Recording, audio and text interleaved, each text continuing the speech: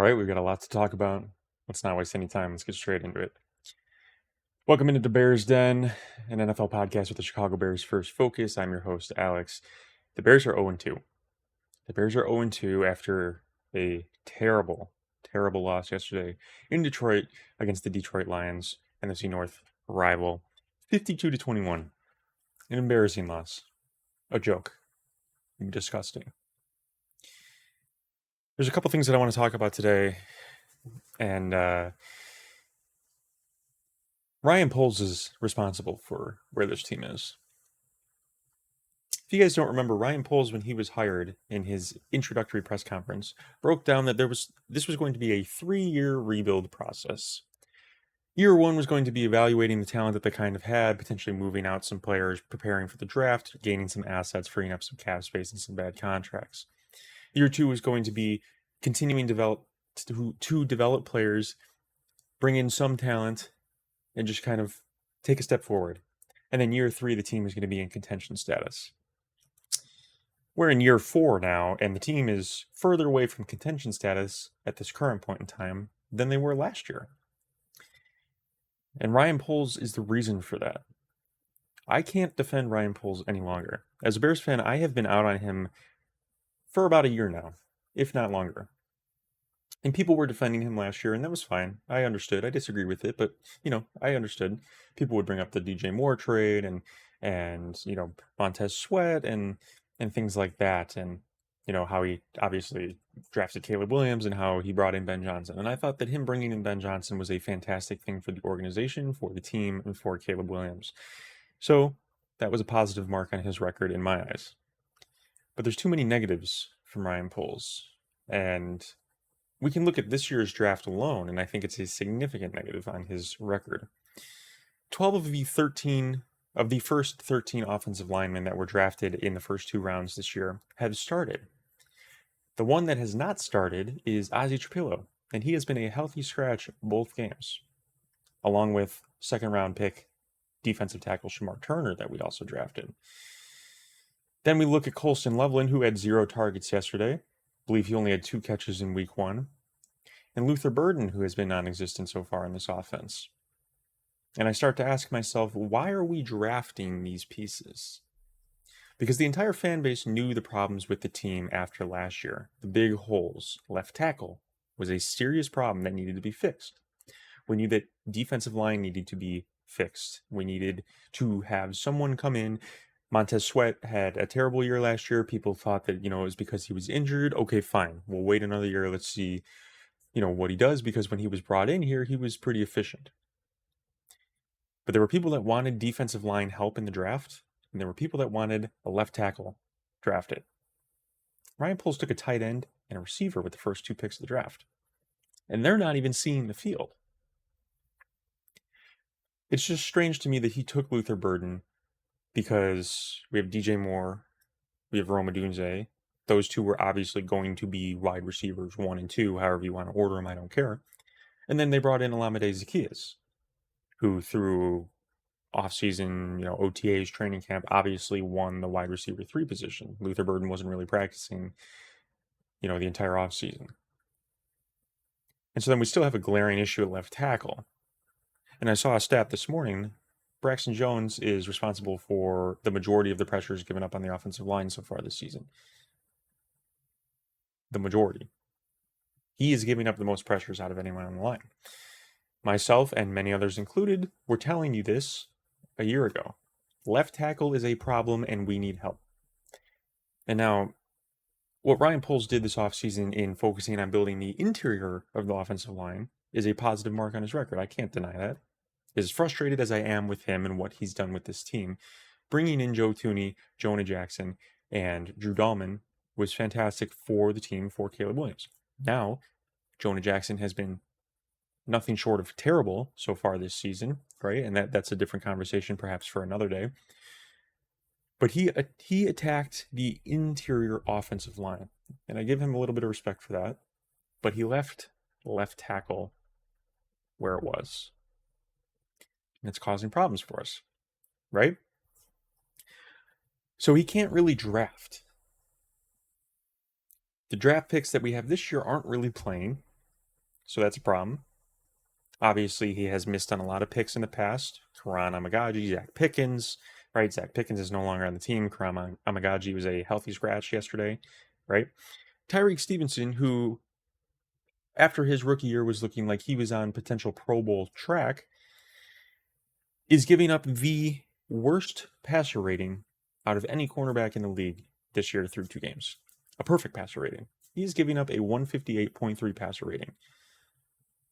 That means if quarterbacks throw to him all game, as of this current time, they will have a perfect passer rating for the game. So it's looking more and more like the Hail Mary game last year broke Tyreek Stevenson, and it's looking now like he will be a miss as well. So Ryan Poles can't draft. I'm starting to question Ryan Poles' financial vision as well, because the Montez Sweat contract is one of the worst contracts I have seen. It's up there with the Mike Glennon contract when we signed him in the offseason before 2017 for 3 years, 45 million, whatever it was. We are being robbed in broad daylight by Montez Sweat. He did not record a pressure yesterday against Jared Goff. The Lions have a new offensive line. They're still working through some things. He did not record a pressure yesterday. And we're paying him, what, $140 million? We're being robbed. Dio Dengbo, being paid $50 million, was brought in this season. More of a project edition, yet $50 million contract. Basically zero impact yesterday. Grady Jarrett brought in. No impact. It's not like they were stopping the run yesterday either. So Ryan Poles is lost in my eyes, right? He extended Cairo Santos. And Cairo Santos has been nothing but horrible this year. He extended Kyler Gordon, which I agree was a great contract. Kyler Gordon deserved that. One of our best defensive players. He has yet to play this year. So we're paying a guy to be injured. You know, and that's not Kyler Gordon's fault. Things happen. I understand. These guys aren't on the field. The draft picks aren't on the field. And then the guys that are being paid big money are doing nothing on the field. That's a problem. It falls on the general manager. Reports are today that Jalen Johnson is going to miss likely the entire season, is going to require surgery. So that's a huge loss. Defense looked terrible yesterday with Jalen Johnson in. So what are they going to look like for the rest of the year without him? That's a problem. Bears are going to have to bring in cornerback help. I don't think that you can really run this season with Nashawn Wright as cornerback 2. Obviously, I know he had the pick 6 in week 1, but, you know, other than that, it hasn't been too fantastic. So that's a problem, right? The defense has given up 73 points in the last 5 quarters.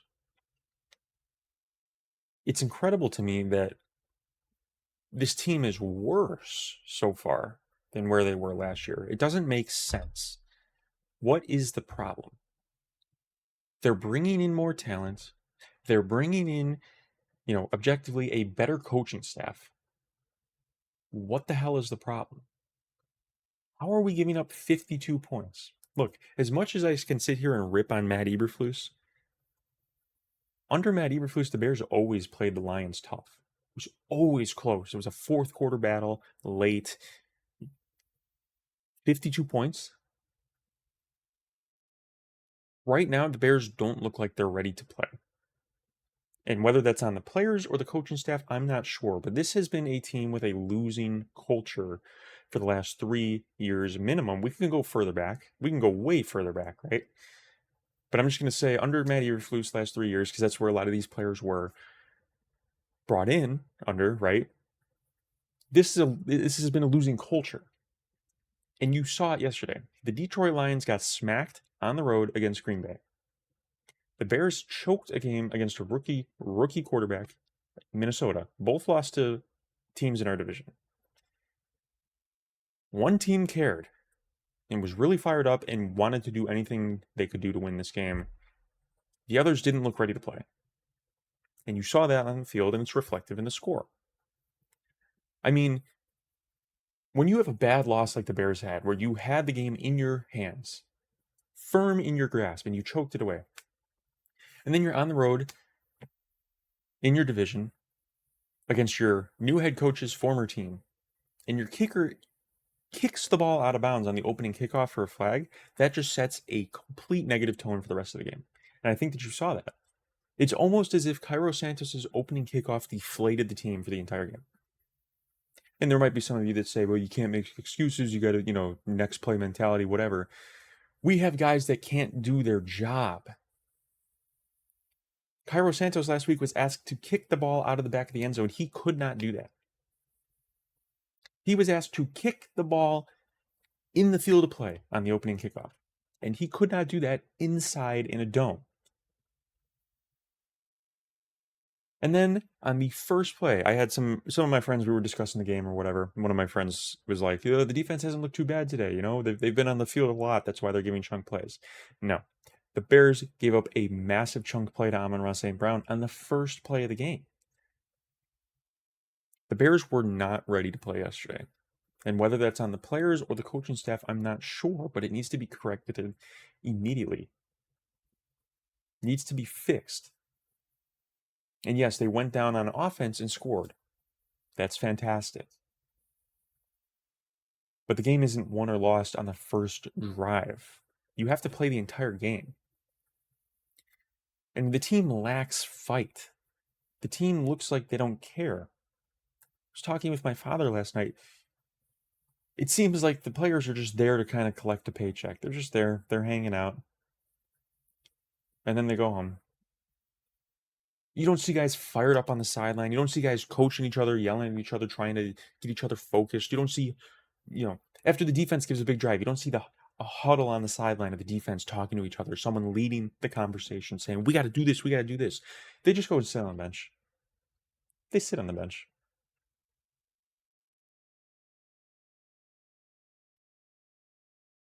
It's like we are a high school football team in a league with pros.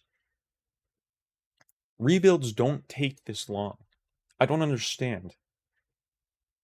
I'm 25 years old. For essentially my entire life, the Bears have been rebuilding, with a couple outlier years, 2006, 2010, 2018. Rebuilding my whole life. We're in year 4 of Ryan Poles. What the hell is going on? How are we going the wrong way? You guys know, let me know down below. Open my phone today, see it from the national media all day long. Caleb Williams looked very good yesterday. Offense scored 21 points. He played well. I feel better about the offense after yesterday's performance than I do after the week 1 performance, because Caleb was actually playing in the pocket in time yesterday.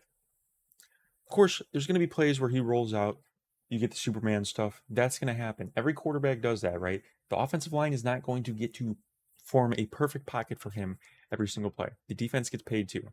Well, other teams' defenses get paid to do their jobs. Ours don't. The interception was bad. I get it. Indefensible, right? But he explained in the press conference after the game that he thought Olamide Zaccheaus was going to cut up the field and Olamide Zaccheaus cut towards the sideline. It's a miscommunication. Those guys are new. That's only their second game together, right? Olamide Zaccheaus is from Washington. It's week 2. There's things that are excusable, right? Miscommunications happen all year long. They happen with the best teams. They happen with the worst teams. They happen. It's whether or not you can fix them, right? And we are only 8 quarters into the season. We're 2 games done, right? But he played well. And his passer rating through 2 games is higher this year than it was last year. Granted, it's only 2 points higher, but it's higher. So far, he's playing better. And there were a couple plays yesterday that he made that were fantastic that were dropped. There was one where he was in the pocket, gripped it and ripped it, hit Rome right in the chest. It was deep throw, probably a 20-yard pass. Hit Rome right on the numbers. He dropped it. There was another one where it was a bit of a Superman play, and he threw it up probably 30, 40 yards over 4 Lions defenders, and it's hitting Rome right in the hands, and he dropped it. So people will sit here, the media will tell you, Caleb Williams this, Caleb Williams that. I see people online saying this marriage is not going to work between Caleb Williams and Ben Johnson. Now, those same people were calling for Ben Johnson to be hired by the Bears, 9 months ago. And I know that they like to fence it, but Caleb is looking better in my eyes. It's hard to win when your defense gives up 73 points through 5 quarters. Right? Now, I'm not saying Caleb played a perfect game. I'm not saying there's things that he could do better. I'm not saying that, some of his emotions and facial expressions could be viewed as problematic. I'm not sure how his teammates are potentially viewing that on the sideline, but we've known since he was really at Oklahoma, he's an emotional quarterback. You see him after touchdowns, super hyped up. He rides the highs and he rides the lows. Is that a problem? We'll see. But what I want to see is him communicating with his teammates on the sideline more. That's what I want to see. But I thought that the offense looked pretty good yesterday. DeAndre Swift was averaging 5.3 yards a carry, right? The running game popped yesterday, and that's good. Rome Odunze really came out yesterday, right? Last season, he had 3 total touchdowns through 17 games. He's got 3 already this year. Many people viewed Rome Odunze as, emerging as the wide receiver 1 on this team this year. And I think that he might be doing that. And, I had some people in the offseason telling me that DJ Moore was not going to survive the trade deadline. That, he's going to be moved this year. And I thought that was just asinine to say because, he's on a new contract and I was expecting the team to be much better than they currently are. But if this track continues, it might. With Jalen Johnson being out, TJ Edwards obviously re-aggravated his injury yesterday. We don't know when we're getting Kyler Gordon back. If they keep losing games like this, there's a world where DJ Moore might get traded by the trade deadline. Cole Kmet might get moved. Montez Sweat might get moved. And they might load up and take another swing next year. And I love DJ Moore, right? But there's some reports today. Obviously, Ben Johnson was not thrilled with some effort from certain players. I have not seen the tape yet. Normally, I try to watch the tape before I record my video to, on the game. I have not seen the tape yet, so I don't know if that's actually about DJ Moore or not. It seems like a lot of people assume that it is, and rightfully so after some of the things that we saw last year. But if it is about DJ Moore and the effort's not as great as it should be, and they're losing games like this, and they have Luther Burden kind of loaded up, ready to go, perhaps he gets moved. And that would be something where I was wrong. But I was banking on the fact that this team was going to be lighting it up right out the gate based off of the things that we saw last year where Caleb was looking very good. Let's remember now, when Ben Johnson was hired in Detroit, they were terrible the first year. Jared Goff was struggling, right? I think they went 3-13-1. Correct me if I'm wrong, but I'm pretty sure the Lions went 3-13-1 in Ben Johnson's first year. Things started clicking and heating up. Maybe that might have been, I don't know if that was Ben Johnson's first year or Jared Goff's first year. But then one of the following years, Detroit was struggling at the start, and then they were heating up quickly towards the end of the season, just barely missed the playoffs, and then they become the team that they are today. So give it some time, right? I'm more concerned about the defense right now than I am the offense. Because the offense, there's a ton of new players. New left guard, new center, new right guard. New tight end, new receiver that's sometimes in there, right? New scheme. It's new for everybody.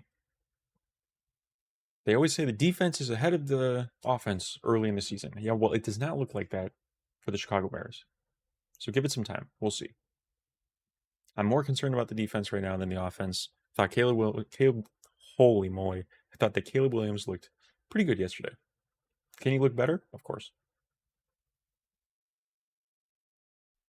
He's off to a better start this year than he was last year. And I get it, last year was his rookie year, but still. Give the offense some time. If the defense doesn't tighten up, this team might not win many games. Because 73 points in 5 quarters is completely unacceptable.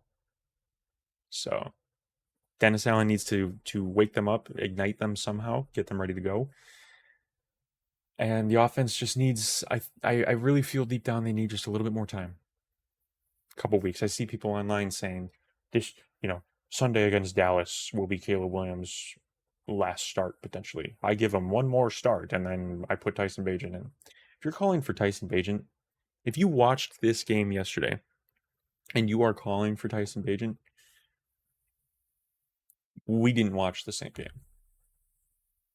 We saw something different. So that's it. That's all for today, guys. Let me know what you guys think down below. What are your thoughts on the game? Who do you put a lot of the responsibility on? Is it the coaching staff? Is it the players? Is it the general manager? For me, the hierarchy right now is quite simple. It's the general manager takes the vast majority of the responsibility. The players need to go out there and do their job. They've been entrenched in this losing culture for the last 3 years. They got to kind of get rid of that. Ben Johnson and the coaching staff gets no blame for me because they're new. But things have to improve fast. They are the coaches. So let me know what you guys think down below. As always, please hit that subscribe button down below. It helps me grow out this channel. We are trying to hit 500 subscribers by the end of this NFL season. We've got some time to go, but if you're new here and you are not subscribed, please hit that button and give me a thumbs up on this video. It really helps me know that you guys are enjoying the content. I appreciate you guys as always. Bear down, and I'll see you in the next video. Peace.